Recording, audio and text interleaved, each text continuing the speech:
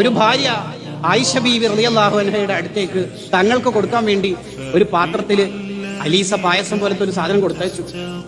ആയിഷ ബീവി ചൂടായിട്ട് ഒറ്റ തട്ട്. ആയിഷ ബീവിനെ കുറ്റം പറയാൻ പറ്റില്ല, കാരണം കാര്യമായിട്ട് തങ്ങളെ സൽക്കരിക്കാൻ വേണ്ടി വരുമ്പോൾ വേറൊരാൾ പൊട്ട് കൊടുക്കുമ്പോൾ ഒരു വിഷമം ഉണ്ടാവില്ല. ആ ദേഷ്യത്തിൽ ഒരു പൊട്ട് കൊടുത്ത് തട്ടിയിട്ട് താഴെ വീണു. അടിമച്ചക്കന് ടെൻഷനായപ്പോൾ തങ്ങൾ രണ്ട് കാര്യം അവിടെ പറഞ്ഞത്. മോനിങ്ങ രണ്ട് കാര്യം പറഞ്ഞു.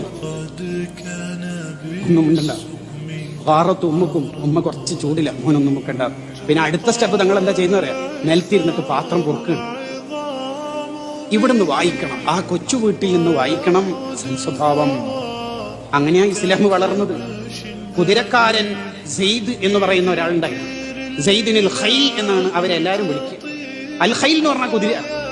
അയാൾ വരുമ്പോ തന്നെ തങ്ങൾ വിളിച്ചു, യാ സെയ്ദിനുൽ ഖൈർ, ലാമു മാറ്റി റാ ആക്കി, നന്മയുടെ സെയ്ദേ എന്ന് വന്നു ഇസ്ലാമിലേക്ക്.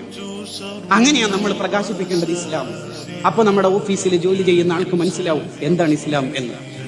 നല്ല സ്വഭാവം അത് ഒന്നാമതായി നമ്മുടെ ജീവിതത്തിലേക്ക് കൊണ്ടുവരണം. വിശാലമായി പറയേണ്ട ലോകമാണ്. ഞാനൊരു സെമി കോളിനിട്ട് നിർത്തി.